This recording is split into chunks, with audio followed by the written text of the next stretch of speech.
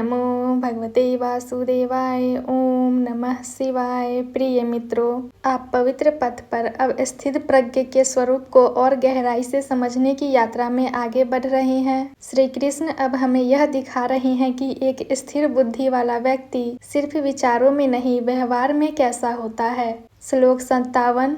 जो व्यक्ति हर परिस्थिति में आसक्ति से रहित रहता है, शुभ या अशुभ मिलने पर न हर्षित होता है और न द्वेष करता है, उसकी बुद्धि स्थिर कहलाती है। मित्रों, यहाँ कृष्ण जीवन के हर उतार चढ़ाव में संतुलन बनाए रखने की बात करते हैं। जीवन में दो तरह की परिस्थितियाँ आती है, शुभ यानी अच्छी और अशुभ यानी कठिन। अच्छा हो जाए तो हम बहुत खुश हो जाते हैं और बुरा हो जाए तो हम दुखी या क्रोधित हो जाते हैं। लेकिन स्थित प्रज्ञ कौन है जो दोनों में समान रहता है। शुभ मिले तो मन शांत रहता है और अशुभ मिले तो मन विचलित नहीं होता।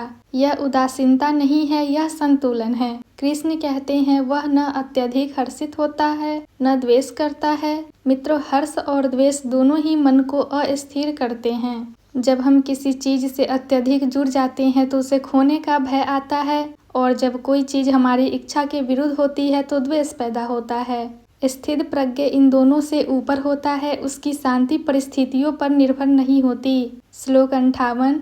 जिस प्रकार कछुआ अपने अंगों को चारों ओर से समेट लेता है, उसी प्रकार जो मनुष्य अपनी इंद्रियों को इंद्रिय विषयों से वापस खींच लेता है, उसकी बुद्धि स्थिर कहलाती है। मित्रों, अब कृष्ण एक अत्यंत सुंदर उदाहरण देते हैं, कछुआ।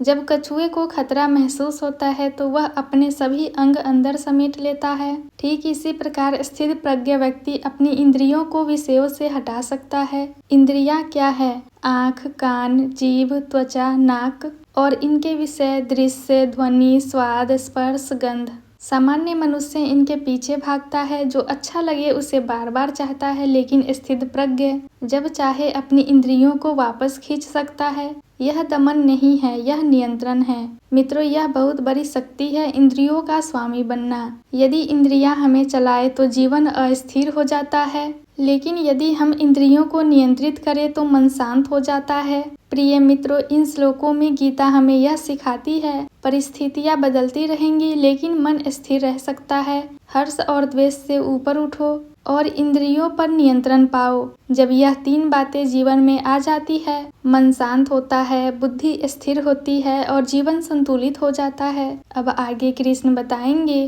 केवल इंद्रियों को दबाना पर्याप्त नहीं है। जब तक भीतर का रस समाप्त नहीं होता तब तक आकर्षण बना रहता है और वहीं से मन की और भी गहरी परतें खुलेंगी। पवित्र पथ के साथ बने रहिए। अब श्री कृष्ण इंद्रिय नियंत्रण का और भी सूक्ष्म रहस्य बताएंगे। ओम शांति शांति शांति।